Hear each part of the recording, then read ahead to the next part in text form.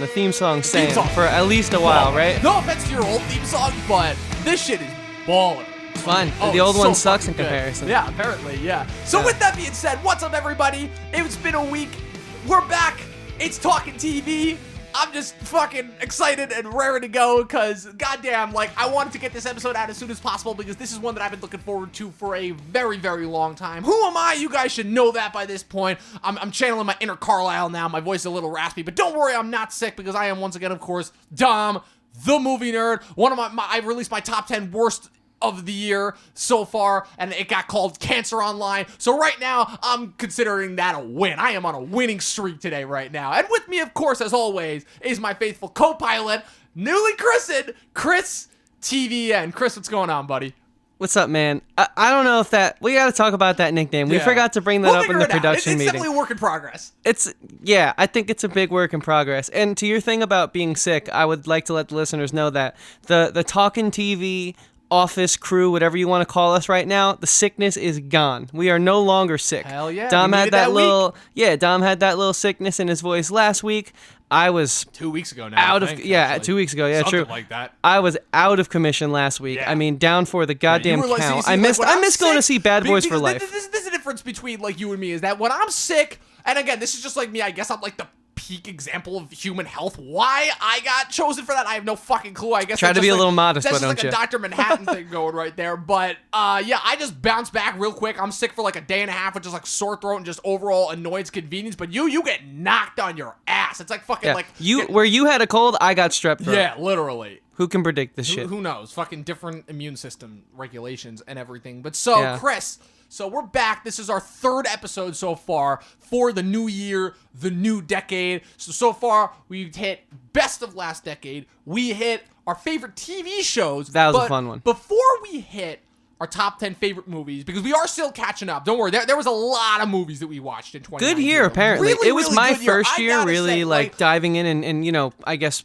becoming a cinephile, as people like to call themselves. Most definitely. And it was definitely one of those situations where after the last couple of years where I have not been quiet at all about my displeasure, where ever since 2016, it just feels like with the exception of a few movies, it's just, that was kind of when we found ourselves like starting to get more and more steeped into this age of mediocrity, let's call it, with the majority of our products, which kind of allowed Netflix and the other streaming services to come in and dominate. But I gotta say, this past year was really, really impressive. So I'm glad that we're kind of saving our top 10 for last, so we can get ourselves each caught up, because there's still a few movies that I'm getting caught up on. There's still a few movies that you're getting caught up on. But so I figured that instead we kind of dive into a little bit of a non sequitur this time, because in the let's call it in the latter half of this decade, there was a studio that popped up that kind of, I'm not gonna say went on to define this decade, but they had a very large hand in kind of what made the cinema of the 2010s, if we'll call it, if we're giving a shout out to Mr. Scorsese here. So,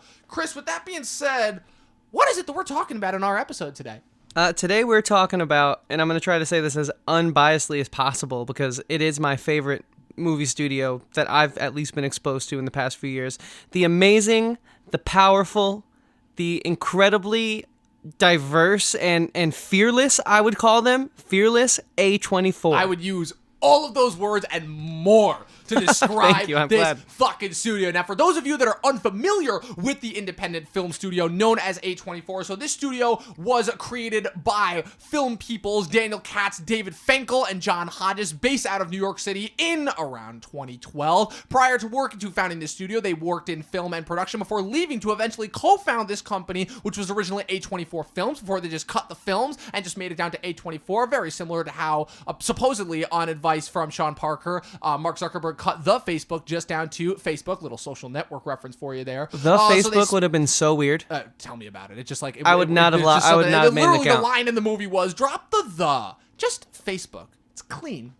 Greatest Justin Timberlake movie performance ever. Yeah. Anyways, so they started off with a moderate success with a glimpse inside the mind of Charles Swan III. Don't worry for any of you who have not heard of that movie. I didn't hear about that movie until very recently, but they really blew up onto the scene with their first big, I would say not mainstream success, but their first success in terms of kind of the indie world mind, which is of course Spring Breakers, directed by Harmony Korine and starring James Franco.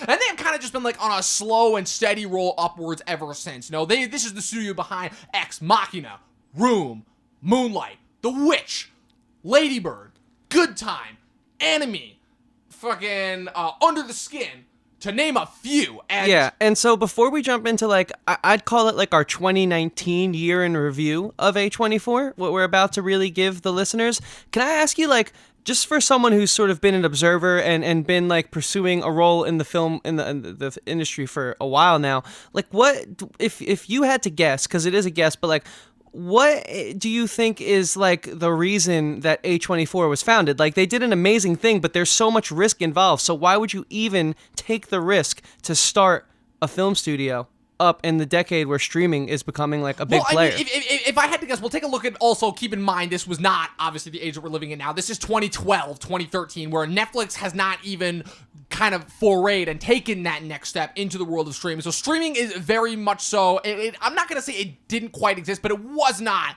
like to the level that it is now, first off. Second off, if I had to guess, it was probably just three guys that probably had like a little bit of extra money behind them, whether it was because they got a good job, got the right internship, met the right people in school, whatever the case may be, and they just decided to take the logical next step and start their own company, and it just worked out for them. You know, Okay. because the other thing that I think they had to their advantage is I have a feeling that, because they even said it, they started out that their model was based exclusively on distribution. So their whole thing is they focused, quite frankly, I think, on the right method that a lot of studios kind of don't look at when it comes to this sort of thing. You know, just look at an example like Annapurna, some great quality film, but not a great distribution system. Like Annapurna has almost had to file bankruptcy multiple times in the last couple of years. But A24, their model has been exclusively distributing and marketing. Like, they know that as dynamic as their films are, they do have a very steady and consistent look. They know what creators to go for. They figured out their audience really early on, and that's something that they're constantly kind of evolving. And obviously, again, it's like they have their hands really on the pulse when it comes to the money situation, which again, at the end of the day, is something that all these creators don't seem to ever talk about. Hollywood is a business first and foremost, but they're one of the few people that actually manage to make the creative mesh with the business side very well. But of course, being based out of New York City and being kind of right in the mold, obviously, is always a big advantage. All right, so that's actually pretty interesting, and I kind of think I see where you're coming from with that. So I think that was honestly a great little background and sort of like, you know, because I guess the last thing I got to ask you now, because, you know, me being newer to film, I kind of like to approach it from like my perspective of someone who's just getting into this. So what if we have listeners who are too, right? So with that being said, like, how well known do you think A24 is? Like, do you think the studio's known, being they're such a new studio at this point? Or do you think it's more like they have movies that are hits, but people might not be making the connection that from Uncut Gems to Spring Breakers, there's that same little logo in the beginning? What do you think about that? It's definitely a situation where, obviously, they started out as a niche. I think like any small company, especially in today's day and age, should do if they want to thrive. But I think that obviously having like such a big hit, because I remember even back in the day when I was in high school seeing stuff about Spring Breakers online and just thinking that like, wow, this looks like such a crazy different kind of a movie, you know? And that was when I was in high school and I knew nothing about film, you know? Like, I was watching movies, but I knew nothing about film. So obviously I think they made a big impact in terms of how they kind of blew onto the indie scene and like kind of getting people that were already in the film world interested. But I think that what made their impact on this year specifically, I think it was a little bit last year with Hereditary, because I would say that Hereditary was probably their first really big hit that struck outside of the typical, you know, kind of niche film groups that were kind of allowing it to thrive, that allowed such things like Ex Machina, Moonlight, and Lady Bird the 3 years before, which were easily their three biggest hits of those subsequent years that they were released, to thrive.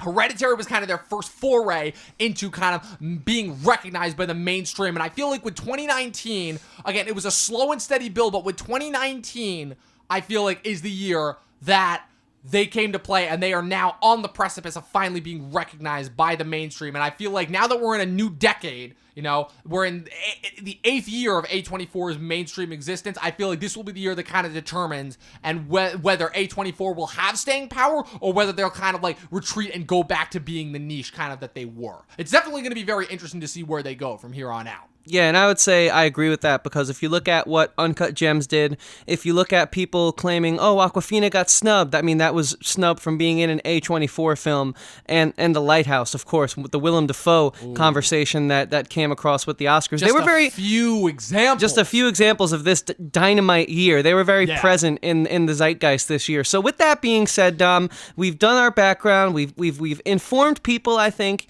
to the T. So now let's fucking dissect this. How do you want to take this? So what are we doing exactly today? For the rest of this episode is there were a decent amount. I believe there was a total of, if I'm checking my numbers right here, there was a decent amount of movies that came out this year.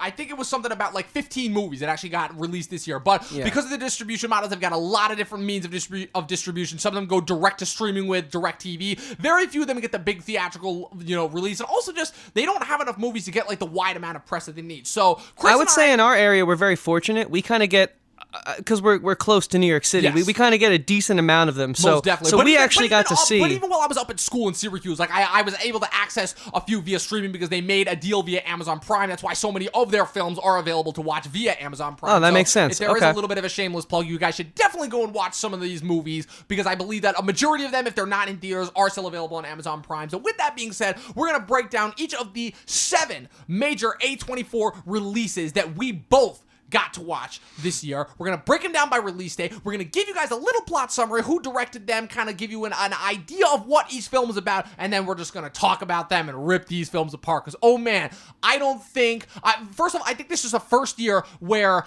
every single one of these films that I saw made my personal top 20 of the year. And also, each and every single one of these films, you could not put these films next to each other and say that they are really alike in any way, shape, or form other than the directors that did them. Like the cool thing about each and every single one of these films that we are about to talk about is every single one of them has a unique identity, a unique voice, and a unique dynamic that adds something new to the world of cinema and just for people to think about. Yeah. Which I can't say about really any other studio this year. That's one of the things that I've kind of fallen in love with this studio is like that's why I described them as fearless in the beginning of this episode. They take on such a vast array of projects. I mean, we only saw 7 of the many films they released this year, but like you said, each film had its own unique characteristic, and it's amazing to know that like a studio is willing to not really they have a brand. Their brand is they're very artistic. The cinematography is very reminiscent of those classic films that we know and love that are taught in universities. Like they really are known for their movies have a level of tact and craft that I think like we're sort of losing with the whole blockbuster immersion that we're all sort of sucked up under. I meant to say under and in. Words. And so because of that, like these movies have to be quick. We got to get the next Marvel film out quick. So you sometimes lose a bit of the craft and tact in filmmaking. So I would say that's A24's brand, and that's why I sort of like you'll hear in this conversation like not every movie was I super in love with, but all of these movies I will have something good to say about because it's like the way that they curate their selection of films, like that's why to me they're not just like just some people that they don't seem like they're in it for the money. So with that being said, we're going to do this chronologically, right? We're going to do it from when they came out. So this may not be the order that we actually watched them in because I know for a fact that there are certain films that you watch out of order. I know for a fact that there are certain films that I watch out of order, but we're going to go based on chronologically what it says on the official site when their official release date was. So in order to kick this list off. Yeah, what's up first, Dom? Number 1, Climax. I kind of want to like insert the little dance montage with the intro music. Wow. If you want to see what that is fully, then tune in to my official top 20 of the year. But so Climax is described as a 20. So here's the thing about the tricky thing about Climax is that it technically got released in 2018, but because I go by when it was released in America, not in Europe, unfortunately, it was a an international co-production between France and Belgium, directed by the great Gaspar Noé, director of such films as Love and Irreversible, if I'm doing the pretentious French accent, some really crazy, nutty psychological films. What's it called? It takes place during the winter of 1996 within a single building. It features a large ensemble cast of primarily dancers. The only mainstream actress that I recognize in this movie was Sofia Boutella from, obviously well known from her work in the Kingsman movies and Hotel Artemis and a couple other things that she's been in. And the basic plot of this movie is not structured like a regular movie. It's more of an experience. It's a situation where the first half of this movie is literally all just dance. It's just one long dance montage. The entire film is also in one shot. And then it breaks out into all of these like different crazy little interactions between them. You don't really know what's going on. And then about halfway through the movie, it kicks in literally when they realize that their punch that they're drinking has been spiked by some of the worst, craziest LSD that is known to man, and the rest of the movie is just one nightmare of an acid trip. So, Chris, you and I watched this together at my house for the first time a couple of weeks ago. It was your first time watching it. It was my third time watching it. So, I kind of want to get your thoughts on this movie before we dive in, because I've already talked ad nauseum about my thoughts on this movie. But in order to kind of kick this off, what did you think of Climax? Yeah, so I actually am really proud of my Letterboxd review, and I also think like I sort of nailed my exact feeling. So I'm just gonna like read that, and then I'll elaborate a little more if that's cool with you. Most definitely.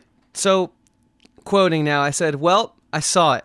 I'm not trying to make that seem like a bad thing or belittle this movie in any way, because there are many redeeming and impressive qualities to this film. But again, I have to reiterate my initial statement. I saw it, and that is something I now have to live with forever, because this movie feels like a heart attack waiting to happen. I would not watch this with anyone elderly in your family. I would not watch this film with anyone who has high anxiety, and I certainly wouldn't watch this if you guys were all like taking shrooms, because you have to be smart when you do drugs and stuff. So if you guys are trying to plan like that type of night, like say you're a part of our college crowd that listens to the show, save this movie for the next morning. Seriously. Because do yourself a goddamn favor. This movie is intense, but while it's intense, it is also mesmerizing. Yes. You can't take your eyes off the screen. The cinematography is brilliant.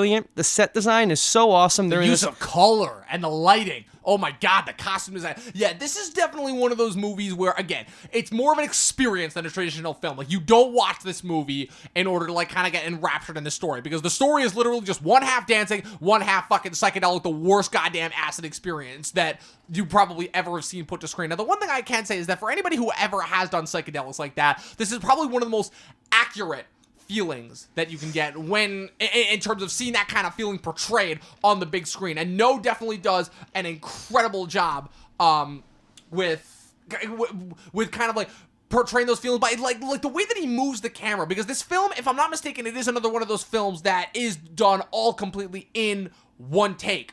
But oh my god, like I don't even know where to begin. Because the other interesting thing is that if we're just talking about the cast and kind of the naturalist feel of what this movie achieves, is that with the exception of Sofia Boutella and one other person in this movie, I think it's the chick that is revealed to be pregnant, no other person in this movie is an actual actor. Like it's another one of the situations where they just, I've been seeing this trend pop up in the last couple of years where they just pull in regular people. They just want that realism. Yeah. Yeah, well, it worked out. I mean, like I said, like this movie, it has a way of sucking you in. These characters are all pretty shitty people, like once you get to know them, but yet you're rooting for them and you hope they make it through this terrible night. Most definitely. It's definitely one of those like situations where I heard that a lot of the criticisms levied against this movie were because they felt it was a little bit too nihilistic and that a lot of the characters kind of, you couldn't root for any of them. But in that situation, I just say, I'm like, to me, what got me through it is I just felt like I was watching real people. And it's like, at a certain point, it's like, I don't care how shitty and shallow they are, nobody deserves to go through that experience, you know? Fucking, as somebody who has done psychedelics and kind of been through that kind of a level of, like, psychological trauma multiple times, like, nobody deserves to go through that shit. I don't care who you are. And I don't know what's crazier, the fact that this movie kind of calmed me down when I was on an experience like that, because fun fact, the first time I watched this movie, I was on acid myself, and that's kind of why I brought it up the way I did. Nuts. I was just making a little joke about what you had said to me. The other thing is that when you find out who it is that spiked their drink and why she did it, it's like, what the hell? It's just one of those movies where I've talked about kind of the human condition, and it's something, and how that's something that precious few people would really understand, because if they truly did, it would like break them mentally. And this is like one of the few movies that I've seen that like actually demonstrates that. It's one of the reasons why I just freaking loved this movie. It's so nihilistic, almost to a fault, but like the filmmaking just keeps you enraptured. And like there's never a minute where you could look away, just like you said. Yeah, and they brought a little kid into it, which is always unfair, and it pulls in the heartstrings in all the right way. That's an easy trope that could have went the wrong direction and could have sort of soured your taste on what is a pretty cool and interesting premise, but it didn't. So I think that's I don't want to spoil it for anyone. Without spoiling anything, there's a trend that has popped up in recent years concerning kids in movies, and without spoiling anything, I think this is probably like, I don't know, I don't want to say my favorite because that'll probably like kind of reveal me as like a fucked up person, but it's one of the best, I think, of how these types of situations is played out.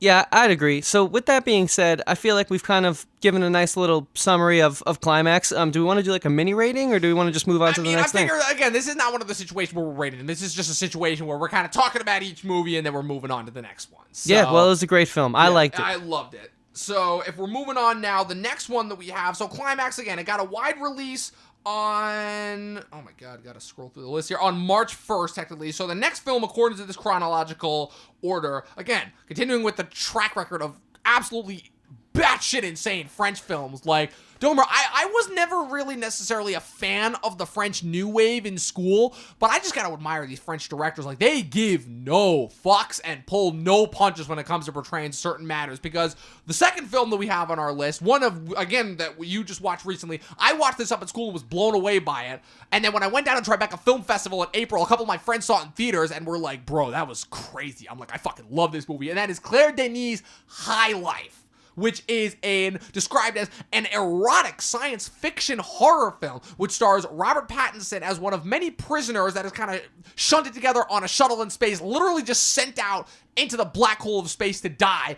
Their crimes are not necessarily brought to the forefront, but the whole thing is that as they're kind of just on this kind of slow train to death, for lack of a better word. One-way trip. They're kind of trapped with this doctor that's played by Juliette Binoche, who is this crazy, insane, psychotic doctor who just, like, is given free reign, because, again, it's a situation where these prisoners are not treated like people, to just kind of play around and literally fuck with, like, different, like, reproduction methods, you know? Because there's this whole, because the movie is playing around with ideas of sexuality and, like, actual, like, sci-fi, like, reproduction. Like, it's one of the ballsiest sci-fi movies that I've seen in a while. Well, basically what they tackle is, once you break through the Earth's atmosphere, there is a substantial amount of radiation in our galaxy because of the sun and all the X-rays being emitted. So they take the idea that we've seen in things like Battlestar and stuff, where it's like hard to get pregnant in space, and they sort of like, this is that one doctor's mission. She keeps her sanity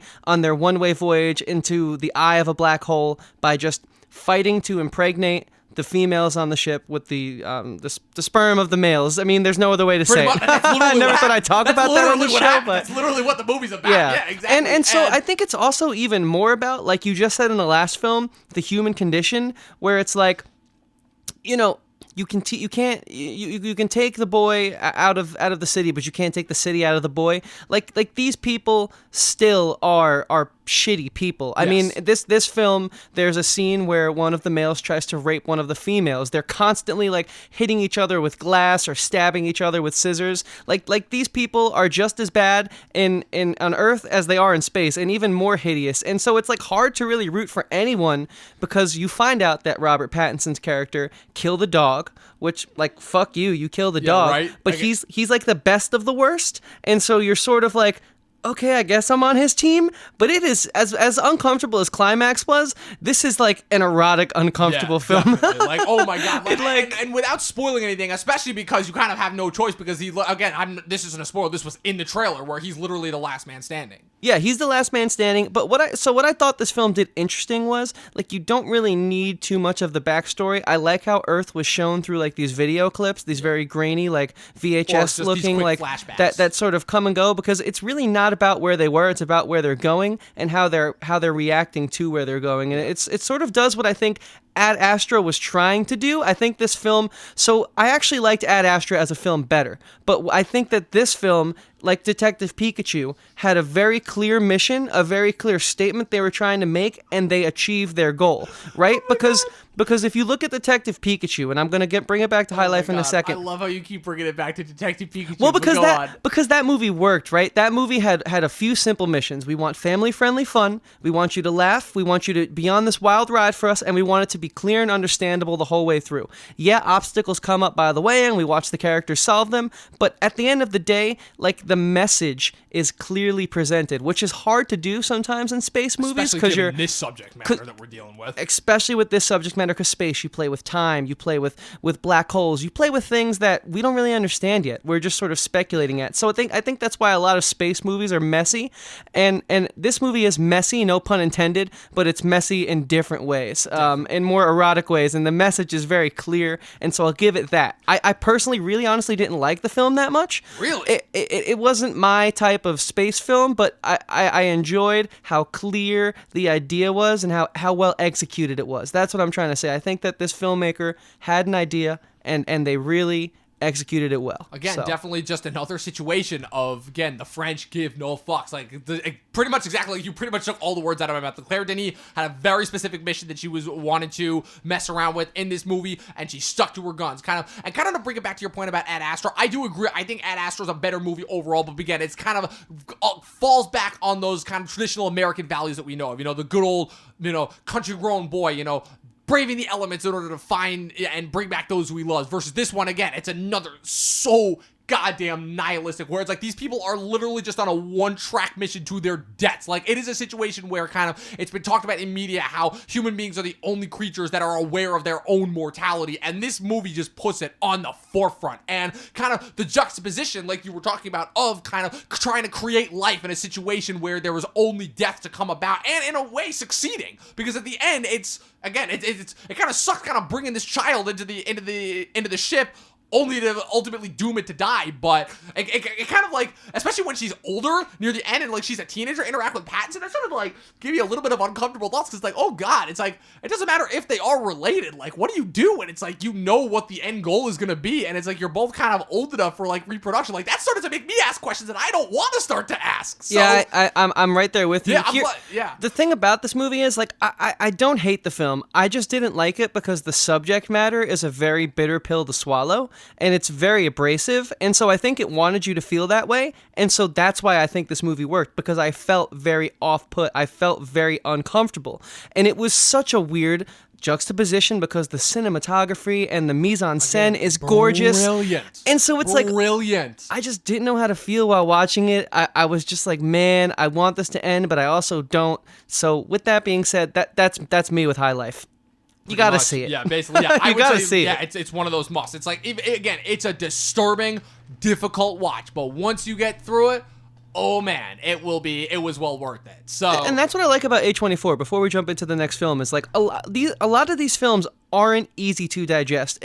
Actually, one of my favorite things to do is expose some of our friends who aren't really into film to these movies, because it takes like the good parts of experimental filmmaking and shows you that, hey, like, open your eyes up to this, because once you, like, it's like jazz. A lot of people have a hard time getting into jazz, but once you understand it and you're in, then you're into this whole new beautiful world of culture and experimentation that is just something you wouldn't be exposed to in the mainstream. Just opening doors to new avenues. So with that being said, that was High Life. We're 2 in. We got 5 more. So the next one, again, is one, I don't remember if this is the first one that I recommended to you or if it was the first one you watched, but I just remember that when it was a movie that I kind of found a little bit hard to get into. But once I did and I kind of understood what kind of the movie was going for, I was like, oh, okay, I can kind of dig this. And I know that when I recommended this to you, you were like, bro, this is like one of the craziest movies I've ever seen. And that is, of course, David Robert Mitchell's Under the Silver Lake, which is described as a neo-noir black comedy conspiracy thriller. It's a lot of different genres kind of brush into one, which is set in LA,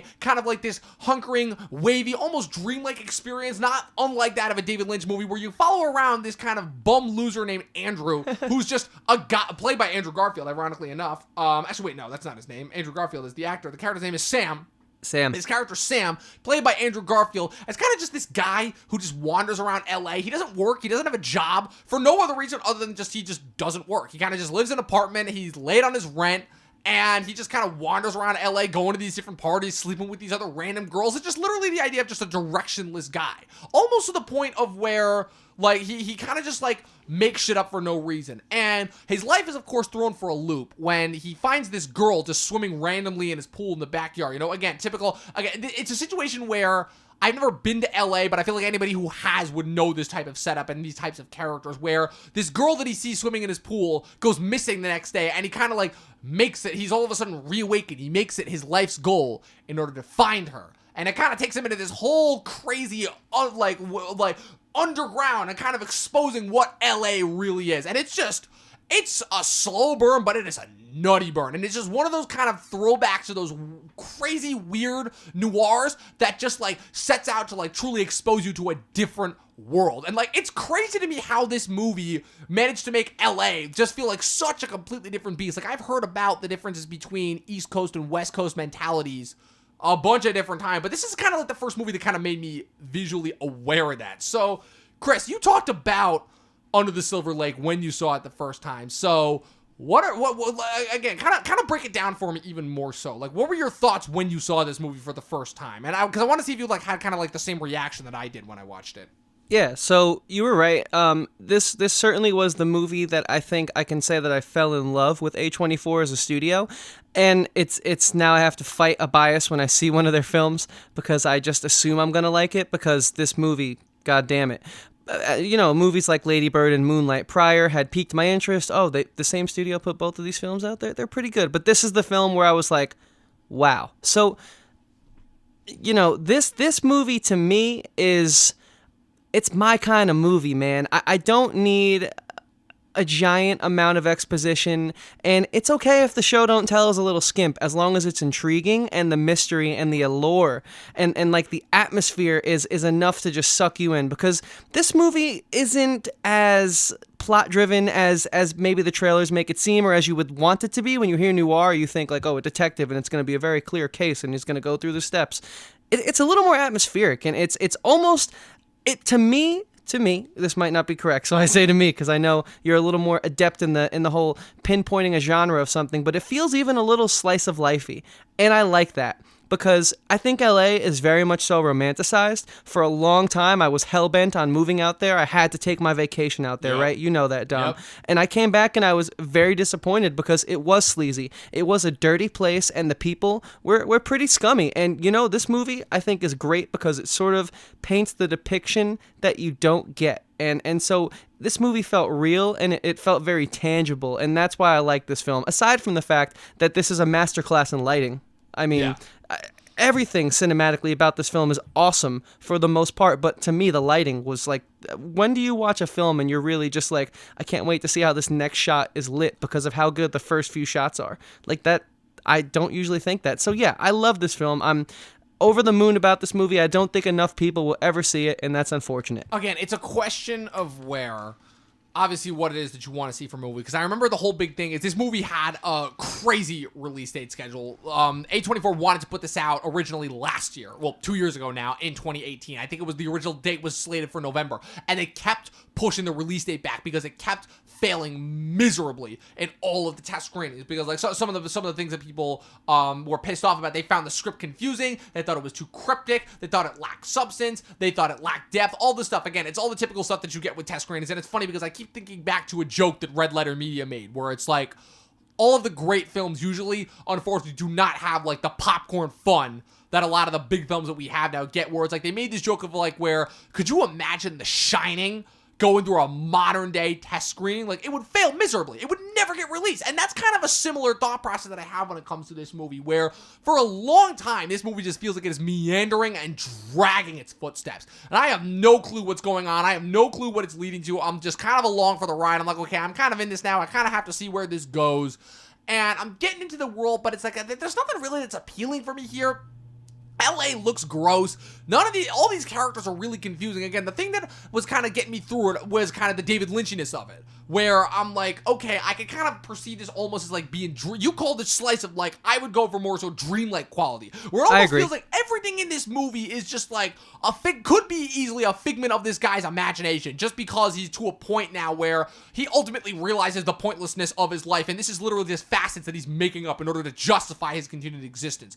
But when the movie ends, that's kind of when I realize, I'm like, oh wait, I was thinking about this to completely flip. It's not his existence that is just completely irrelevant. It's just the existence of this place. Because, and this is going to sound like a real stretch, but bear with me for a minute, where one of the things that I always thought was one of the funniest and yet most accurate things that the Percy Jackson books did right was having Mount Olympus, based above the Empire State Building, and hell, Hades, the underworld, under LA. And after seeing this movie, I completely understand, because it was literally like, wow, it's just like, existence is pointless. It's like, this is just, everyone in this movie felt like they were asleep. Everyone in this movie kind of just felt like they were wandering around. I say Lynchian, not in the sense of like kind of the dreamlike quality, but in kind of like the disturbing, startling imagery, because every once in a while, you would just have that one figure or that one symbol that comes in, you know, for example, like the video footage with the woman in the owl mask, when he visits the songwriter's mansion, when he meets the homeless guy that claims himself to be like the homeless king. Yeah, the homeless king, that guy, like all this crazy shit. And I realized that I'm like, holy shit, this was one of the most fascinating deconstructions of just modern day thought process that I've seen. And it was brilliant. And this coming from the guy whose last big known movie was, STDs as a horror monster, you know, because he directed the movie It Follows, which the basic premise of that is, I didn't see that. I didn't even know that. The basic premise of that, it's this invisible silent monster that kills people, and the whole thing, it follows people around, and the whole thing is that these kids pass it off to one another by having sex with each other. So would you say artist progression? A little bit, but in Okay. this in this one, I would say for this movie, it's more so of a de-escalation kind of, because again, it's one of those movies where by the time things end, you ask yourself, well, what's really changed? And it's very, very rare that you can make something like that work. But this is one of those situations where I definitely think they pulled it off. And it was just, again, it's everything that you said. It was a masterclass in everything that it was going for.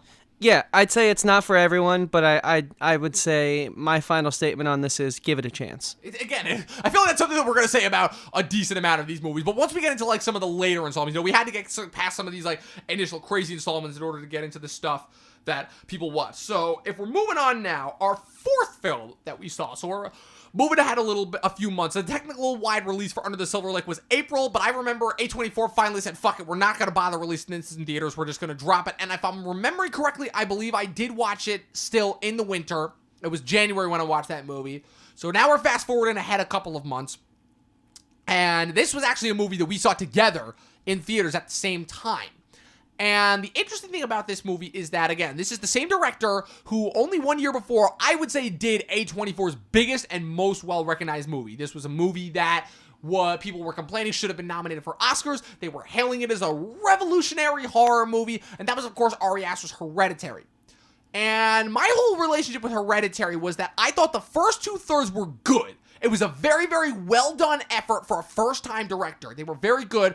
And the third act, specifically the last act where they're resolving things, I thought was just typical horror schlock nonsense. And I was confused as hell why everyone was praising that movie. But I'm like, okay, fine.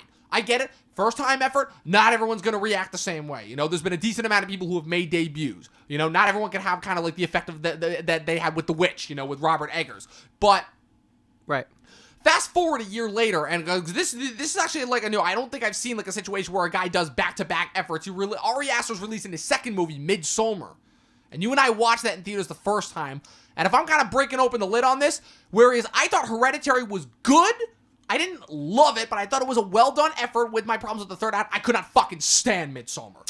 That movie was dreadful. It was drawn out. It felt like a torture fest. I thought the most interesting parts about that movie were within the first opening scene, and then the rest of it just meanders along. Very pretty to look at, very well shot and everything, but this was kind of the movie that showed it's like, okay, I am not a fan of Ari Aster as a director. Now, I'll cut this out if you don't want people to know that you said this, because I'm saying something you said to me in private, but is this sort of the movie that made you say the other day that you think Ari Aster's a hack? And if you don't want to get into this, I can cut it. Absolutely. Okay, cool. You know, I just never know. That's fine. So. Yeah, no, so I should preface that by saying that it's not a situation of where I think he's a hack in the sense of not being a good director. I think he is a good director. He obviously knows how to frame shots. He knows how to get lighting. He knows how to tell a story in an interesting way that kind of builds tension and suspense. Where I think he's a hack is, again, it's another situation where I can't really blame the artist. I blame the hype that he gets, the type of following that he generates. That's what annoys me, because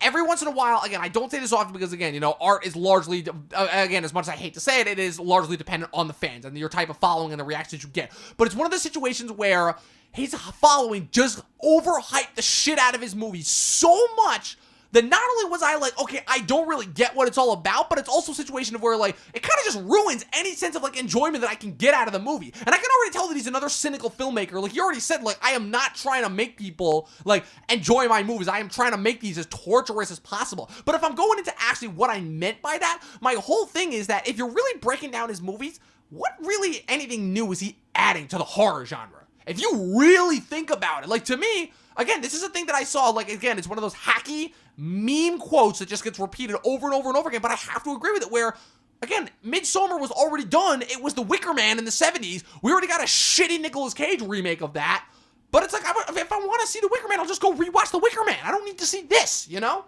Okay, that makes sense. Now, see, the horror genre right now is in a very interesting place to me. It's sort of, there's been a resurgence. You're getting a lot of horror films, and it seems to be a lot of directorial debuts, and also there's a lot of different takes. So why did I like Midsommar? Okay, with me just saying that. I liked it because, like you said, it was long and it was tough to get through, and so you almost feel like the survivor that you don't meet in this film. You know, like it tries you just as much as this movie tries what we watch the actors go through. In a good way though, because like you said, he knows the technicals. It's not like a visually terrible movie to watch. It's actually pretty good. The set design's pretty cool. I like the cult that he designed. I like a lot about this movie. The reason why it's not in my top 10, a little spoiler for next week, and it was at one point, as I saw more movies, it wedged its way out, is because I think that, I hope, as a young director, he gets a little more, his message gets clouded as the movies go on, right? And that's what I found in Midsommar. So where you had me at a very strong, let's call it first and second act, the need to do something shocking and alarming and almost triggering with the cannibalism in that third act, I think took away from what could have been a very, very tactful finish to a really cool setup. Literally pretty much like beat for beat my thought process on Hereditary, where I am so, like, say what you will about Hereditary. Like, I don't hate Hereditary as much. Like, I would say that, again, I like Hereditary. I think it's a good movie. I do not like Midsommar. But the thing that I will say about Hereditary is, again, it's one of those movies where I don't really know what's going to happen. And I like that, you know? It is very good about building up to, like, shocking things happening. You know, like the little girl getting her head knocked off. That was legitimately a shocking moment. I'm like, whoa, that kind of woke me up in terms of, like, kind of like the first act is almost sleep-inducing, and then we're in for the rest of the film. But then I realized by the time the third act happens, I'm like, oh, shit, this is literally all this guy has going for him. It is just long, drawn-out build-out, long, drawn-out build-up, long, drawn-out build-up to shocking, to... Again, shock, but the thing that I don't like about it is, again, it's kind of the same problems that I have with the creators of Game of Thrones, where it's long, drawn-out build, where it's what they were invested in, which is not the actual story, not the characters, just drawing it out, torturing the characters for as long as they can, and then just building up to shock for shock value's sake, and I hate that. That is a trend that I've noticed pop up that a lot of creators have gone to that is a very easy cop-out, and I can't fucking stand it, because to me, that takes away from good storytelling. It adds nothing to it. And in the long run, I think you're only doing yourself a disservice. I mean, yes to all that. I'm so glad you brought up shock value, because this is where I'm going to close out my thoughts on Midsommar. So, shock value, right? I think if you look at movies like High Life and you look at movies like From Under Silver Lake, right? There's a very tasteful way to sprinkle in your shock value.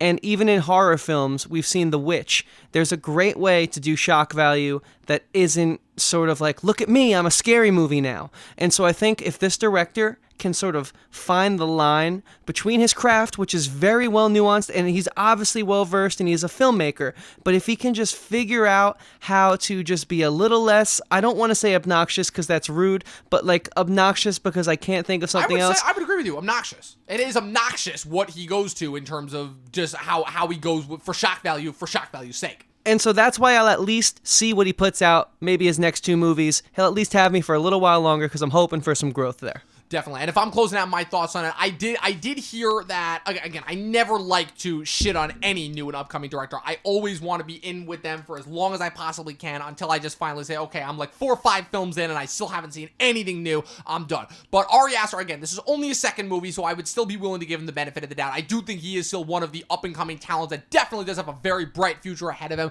But what I'll say is that I definitely think that horror is a genre that he needs to get away from, because I feel like it is the horror tropes and cliches that I can't stand, that are a large part of the reason why for so long I wouldn't even tolerate the horror genre. And that he needs to get away from. And what he has said is that he is planning on making his next movie not a horror movie, which I'd be glad for, because I think that his tropes and his techniques that he utilizes would be of much better use, put to much better use in a different genre other than horror. Like, I've seen it twice now. I'm not a fan of what he does with it, so I would say let's just move on from that. So that was Midsommar. Speaking of moving on. Yeah, right, moving on. Oh, wow. How did you know?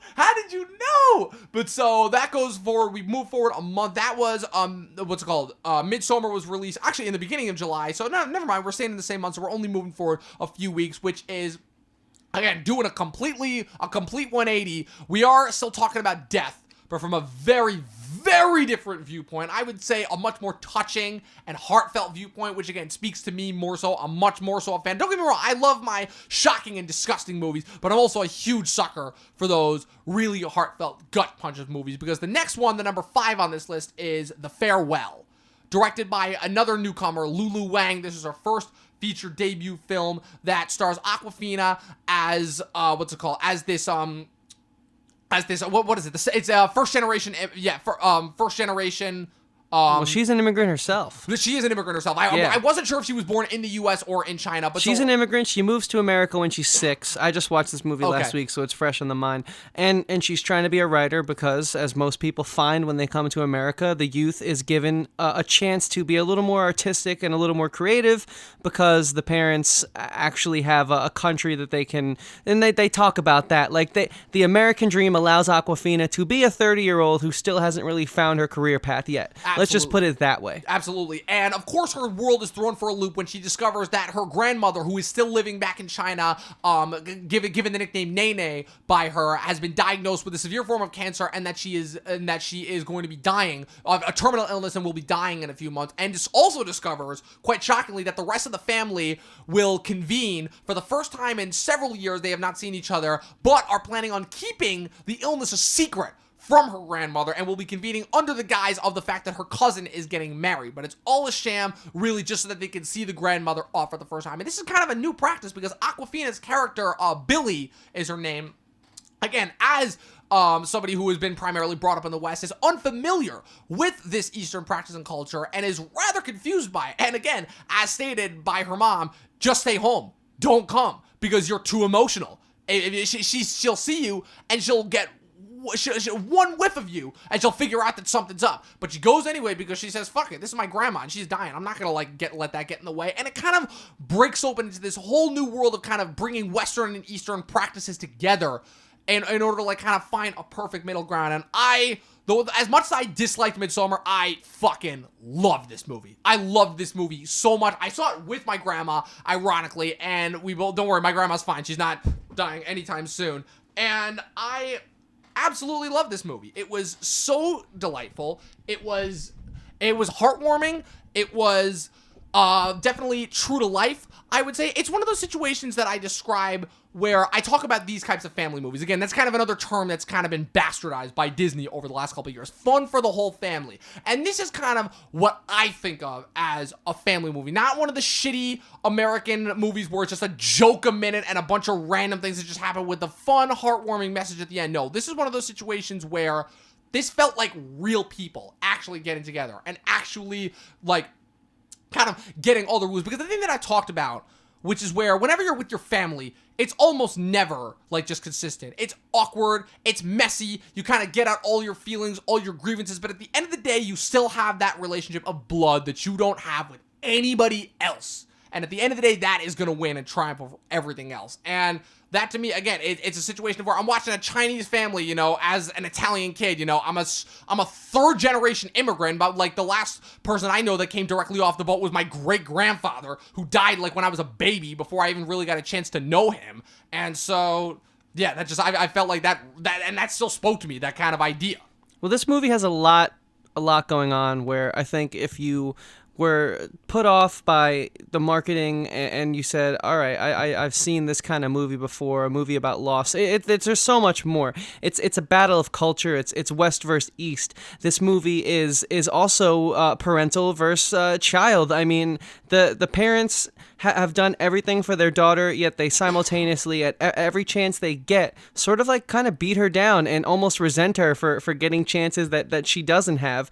But the strange thing is, for how dysfunctional this family is, they all can sort of put it aside for their Nana, whatever her nickname was. And so to me, it makes you wonder, like, wow, once this person leaves, what is going to happen to this family? And I think like a movie really works in this setting when you're thinking about like, oh, well, what can happen in this world if this happens? Because you're just so invested in this film.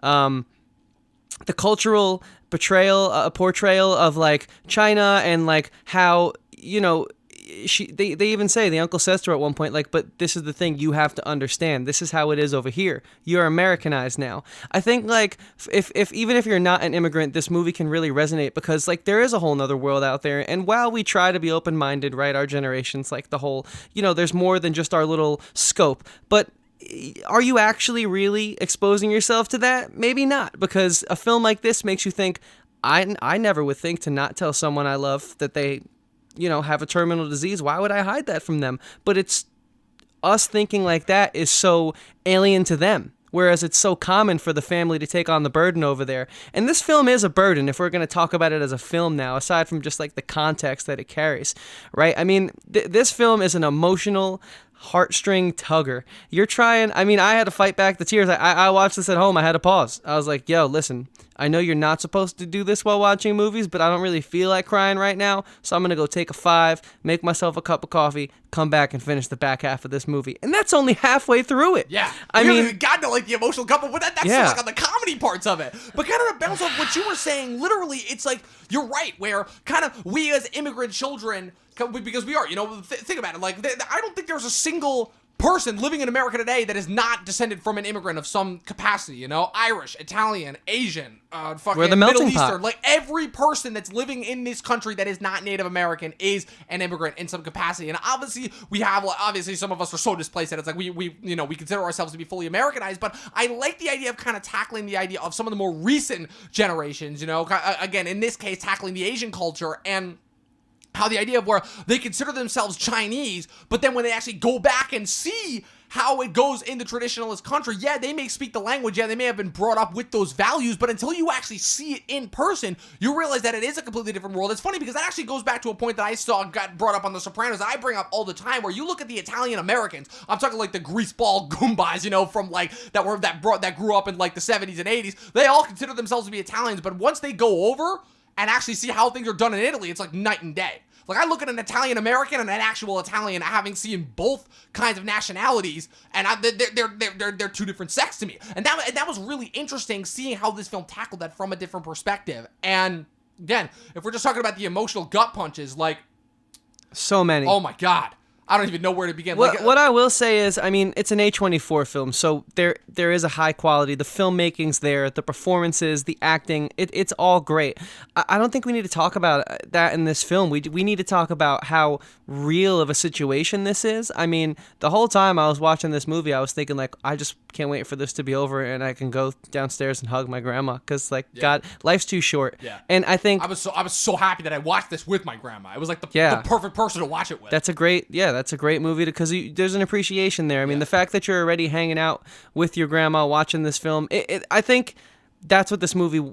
If this movie had one goal, if I was the filmmaker, I would say, even though this movie's about a family that's going to be broken apart, I want to bring people together to watch this film. So like you said, to my conclusion statement, this is a great example of, like you said, the other side of a family film. It's not fun. It's not happy. It's not there's not a joke every minute, but there still is something there that you want to be close to loved ones while watching this film, and that's the point of a family movie, right? Kind of just when I'm watching them like get drunk at the faux wedding, it's like they're just going in the circle playing those games. I'm like, shit, that's like shit that like I do with my family now, just like kind of seeing all the cousins that are grown up and kind of seeing the passing the torch to the next generation, kind of the different things that are brought up. But it's like they try to call them out. It's just like, well, why are you lying to her? When she tries to call them out on their hypocrisy, then she's like, well, she did the same thing to her husband, And then when you actually see kind of that the idea, it might work because it alleviates them of the burden, kind of the idea that you brought up with the brother talking about how in the East, it is much more centered on the unit than the individual, which again is something that we as Americans already find difficult because everything in America is so based on individualization and the American dream, which is something that the East does not have. And in my opinion, it's why the East has prospered for so goddamn long, why they keep going with these traditional practices. And kind of to wrap up my point and why I feel like this film was as effective and impactful as it was is that the director Lulu Wang based this on experiences from her real life. You even saw the clips at the end of, her own Nene, and guess what? Her Nene is still alive. Thank God, I needed 3 that. years I needed that little home video clip. Yeah, so that's kind of like a little bit of a relief from kind of the overall, like, kind of you're waiting this entire movie, and the ending is a really sad ending.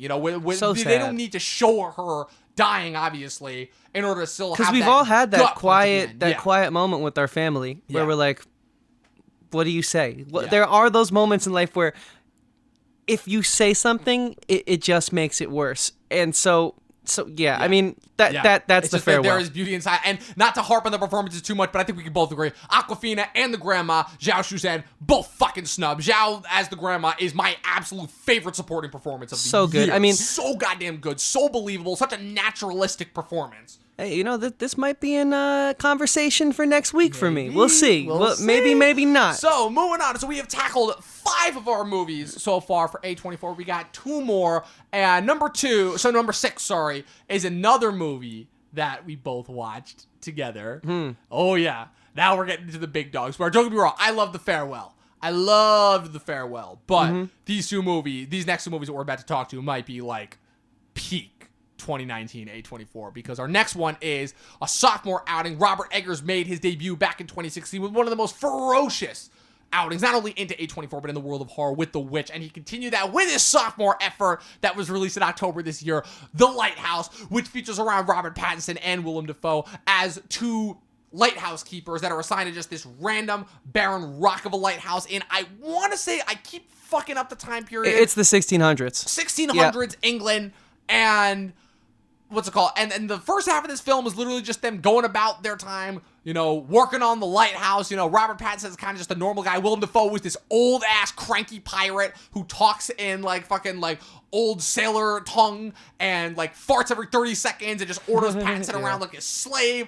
And then a storm hits and all hell breaks loose. That seemed to be a common trend this year with A24 movies, with kind of these isolated settings and just people going fucking nuts. But I don't think any other movie this year kind of quite took the cake when it came to just how the portrayal of insanity. Climax touched upon it in kind of a natural way, but this kind of like in a modern way, I'd say. But this movie kind of broke down the barriers of like, okay, what is like the step-by-step process of going insane? Like, what are the different stages that the mind goes through when it is placed in that type of an environment and it just has to survive? And I don't think I've ever seen a movie tackle that in this kind of way, and I freaking loved it because of that. Yeah, I mean, that's the thing I think I like the most about this movie. I mean, I love this movie. Let's just get that out of the way. It is in my consideration for top 10. Where it will fall, you'll find out next week, but it will be on that list, okay? So I just have to get that out of the way before I say this. The thing about this movie is it is a horror film, and I'm so glad it's a horror film because it just shows, and every once in a while a movie like this will come along where you don't need a ghoul, you don't need a zombie, you don't need some weird mythological being to be scary. Sometimes isolation and insanity are even more scarier than any paranormal or cosmic being could ever be. Let alone this is just a beautiful love letter to films of yesteryear and how you don't need to have all the bells and whistles of the modern day to make a very intense and gripping movie. I mean, this film, I showed my grandpa the trailer, and he's like, I don't remember this one. And I was like, of course you don't, because it came out in 2019. And I did that on purpose to see if he could tell. And he couldn't tell. He couldn't tell this was different from the movies he grew up watching. And that's just a testament to, see, one thing I really enjoy is when a movie isn't the message is clear, right? And that is very clear in this film. Even though there is insanity and there is dementia and whatever you want to call it, these people are losing their goddamn minds. It's very clear what's happening, and it's very horrifying as well. Yeah, kind of basically, like, again, to the words that I enjoy that you brought up the idea of kind of fooling your grandpa. That's actually really interesting because the whole thing with this is, and the thing that I appreciate about Robert Eggers as a director is that his emphasis obviously is not on traditional horror values. His emphasis is first on, because he's got a background in theater. He started off as a working in the New York theater scene, and before he made his transition into film. And his whole thing that I very much admire both about The Witch and with this movie is that his primary goal is to get the setting right. Like, he is very focused and is like, okay, his focus going into this is like, okay, I'm not making a horror movie, I'm making a period piece first. And I love that because so far, but with both of his movies now, he has absolutely nailed that setting. And that helps kind of add to the legitimacy because you've heard all these stories about what happened in these types of scenarios with that. But this is the first time that I think we've ever seen that put to the screen. And it's not just the dealing with isolation and slowly like kind of dealing with internal horror. It's dealing with kind of, this is dealing with like Greek mythology. This is dealing with ideas of homosexuality, like they kind of like, again, it's almost like your mind ends up going into the places that Pattinson's mind goes to as you're following him throughout. It's just like, is Defoe like actually a pirate, because this movie constantly plays around with like their backstories and who's lying about what, and there's a certain point in the movie where they're literally just going back and forth and you don't know you literally can't even trust what the movie is presenting to you. Like, typically, like, movies are very, very obvious about, what is actually happening and what isn't. Obviously, they'll play around with the dream sequences or not, and the movie kind of starts that way, but in the latter half, you're just like, yeah, I have no fucking clue if what I'm watching is even happening, I really don't. And by the time the movie ends, you're like, was any of this that I saw, like, did it even happen? But in the best way possible. Like, they start off with the idea of superstition with the gulls containing the souls of dead sailors. And then, obviously, with the way that they use the mermaids. First off, can I just say probably the best use of mermaids that I've ever seen in live action. First off, using this film and taking a fucking joke from How I Met Your Mother and putting that on full display and actually kind of tapping into the behind-the-scenes basis for that story. Obviously, the joke being that the whole thing of where mermaids were a myth made up because sailors, when they were out at sea for so long, would just get horny as fuck and start imagining these beautiful women that would call to them. Also kind of the basis for the sirens in the original Greek mythology story, And then we start to get into this basis of Triton and whether the source of the light really is the fire that Prometheus gifted to man, which is why Willem Dafoe is so obsessed with it, And again, we get no answers to any of this stuff, and it is fucking incredible how it's wrapped up and kind of presented to us. And it doesn't matter. So in the spirit of wrapping up, I mean, there's not much more to say about this film aside from go out and experience it for yourself. There might be a little off-putting there, being that it's black and white and being that it's shot in a more traditional way. I can understand how, like, maybe people our age, maybe that's why you didn't see it. But I am telling you, this movie is as gripping, if not more gripping, than any other horror film you will have seen from 2019. Give it a chance. Check it out, because you got to expose yourself to new things in life. That's how you grow. And what better way to grow than a movie that's going to make you ask yourself, well, did any of that even happen? Like it's right. A very, so yeah, check this fucking movie out. Most definitely. I recommend this movie heavily to everyone. Just in terms of, again, kind of the traditionalist horror fan, I would say that between this and this next film that we're about to talk about would definitely be the two most mainstream movies to check out. I would also suggest The Farewell as well. But Chris, kind of to wrap up this whole thing, this has been a great episode. I've had a fuck ton of fun. I don't want it to end, but it has to end. I honestly want to like have an episode for this every year where we just kind of break down and can talk we do about, an A24 year in review? Absolutely, we'll do an A24 year in review for every year going forward in January. Can I throw one caveat in? Yes, because what I pride myself on, and I know you do as well, and I think what we're doing a great job of is only bringing content to our listeners that matters to us. And so as long as A24 is good and keeps being dynamite, then we'll do a year in review. Keeps bringing us the content that audience goers deserve from their movies. Which is probably going to happen. So we're good. I think it will. I just don't want to, I just don't want to, because I want to just keep this show as good as it can be for our listeners. Definitely. So with that being said, we're diving into the last A24 film that we both saw. The big one. The big one. The one that wrapped up the year. Again, this film is just dynamite on so many different levels. On so many different levels. Again, I was privileged enough to watch this, go get to an early screening. This was kind of my mid-90s for this year, where mid-90s, the whole thing was I actually got to, when I watched that movie literally at its first ever screening back in July of 2018 before it was ever going to get a wide release. So lucky. And I unfortunately was not able to get to the initial release of this movie at Toronto, and I was unable to make the first screening of this film at New York Film Festival, but I made it to the encore screening, and oh man, this film, without a shadow of a doubt, was a fucking experience. And that is, of course, Benny and Josh Safdie's next effort in collaboration with A24, Uncut Gems, starring Adam Sandler. Oh my God. Like, Chris, how do we even go into this? Like, this is an audio podcast. I'm sitting here shaking my head because I was kind of hoping you would tackle the beast. Jesus, it's like, I feel like it's kind of one of those situations where we kind of bounce back and forth with kind of who tackles the podcast. You kind of fill in for me when I kind of like stumble on my words, but so then what I will say is, because you had said to me that you don't get angry at the Oscars anymore because you know it's all pointless too, because because they're predictable. They have shown their hand when it comes to the types of film that they will nominate, and it's just pointless getting angry at them because it's just ultimately a situation that will never be resolved. And I agree, but I still got angry when Adam Sandler didn't even get a look. And you weren't the only one. Didn't even get a look. Like, I know that's wasted energy.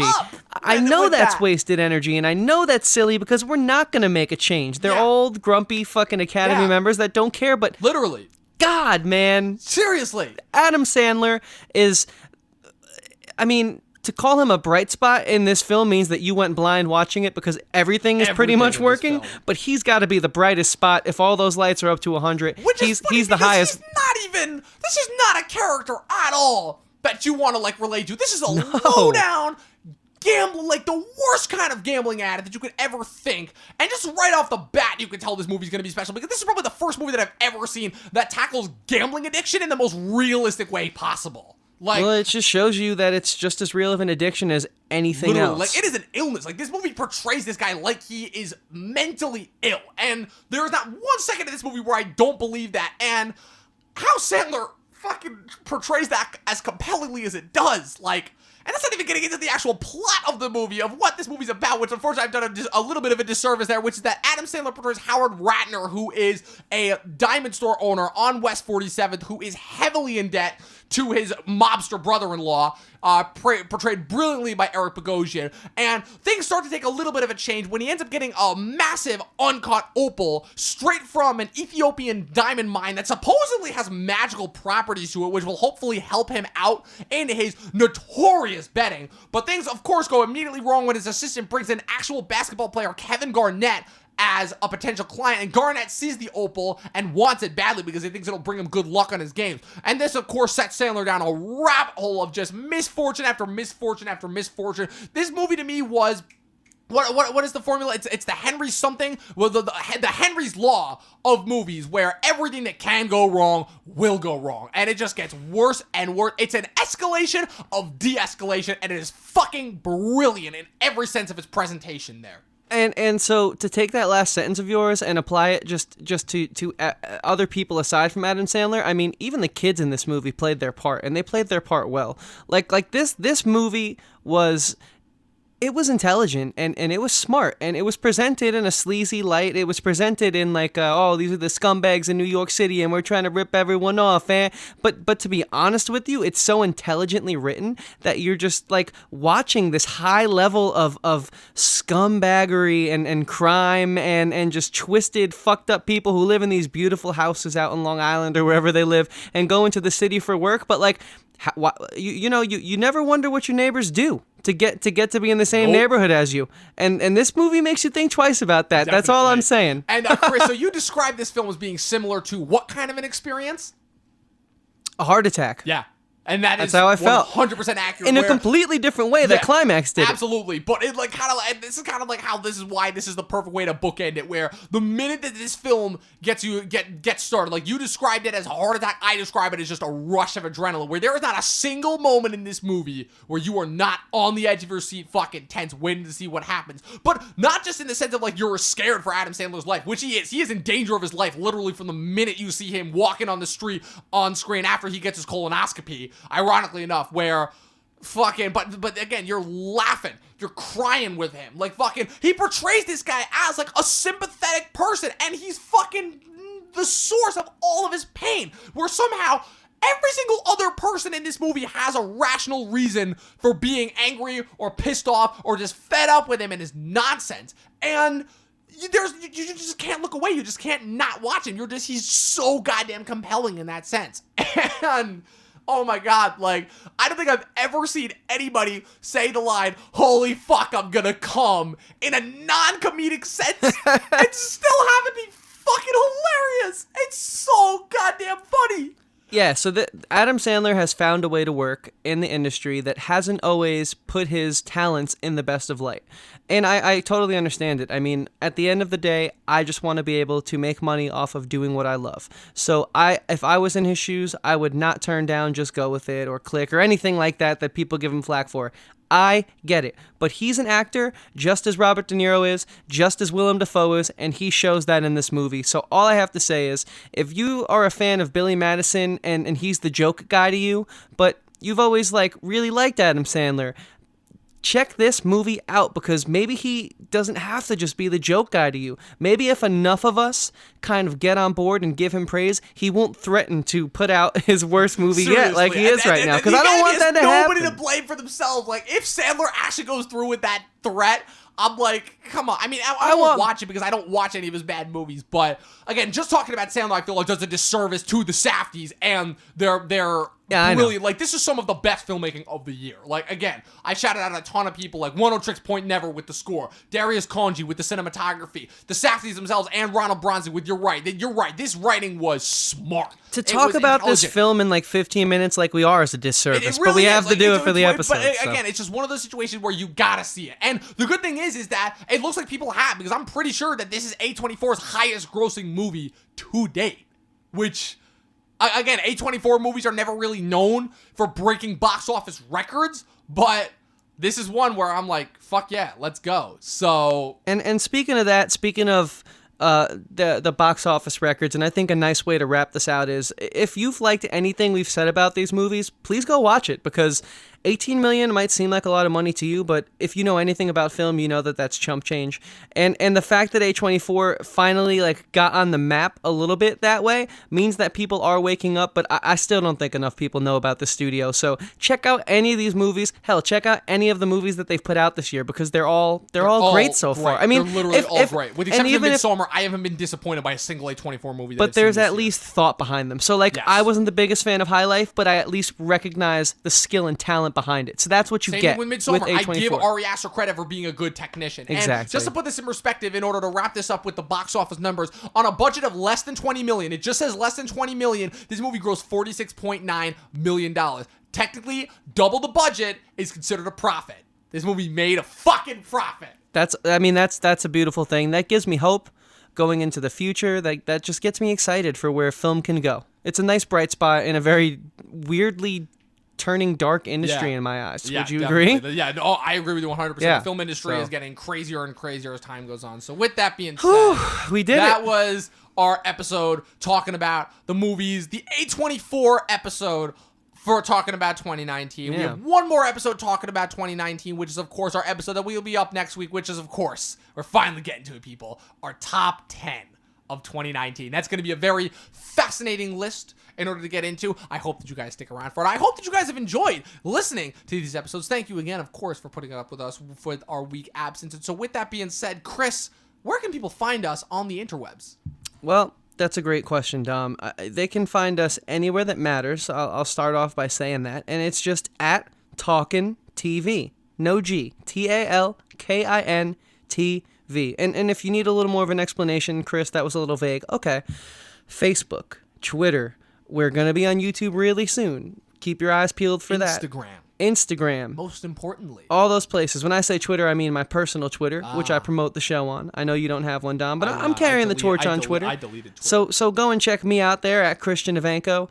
I make music, I make podcasts. My band's The Stash. My podcast is Talkin TV. You know that. And thank you guys for being here, as always. And of course, you can follow me on my personal stuff all over the place. YouTube, Facebook, Instagram, at Movie Nerd Reviews, all one word or multiple words. It'll come up either way, no matter how you do it. I've been releasing some videos finally after my batch of reviews that I released in December. I did my top 10 most anticipated for 2020, my top 10 worst of 2019, which I just released today. And I will have my top 20 favorite movies of 2019 releasing on that channel in some capacity coming out soon. And of course, in terms of where you can listen to this podcast, like I mentioned, we are on Anchor. We are on Spotify at Talkin TV Podcast, all one word. But also, we are on Apple Podcasts as well. We are on Google. We are on Breaker. We are on all the other different subscription platforms. Radio Public, Stitcher, all those places. All those different places. So. And thank you guys for, it seems like people at least listen across most of them, so thank you. Definitely. And with that being said, I would be remiss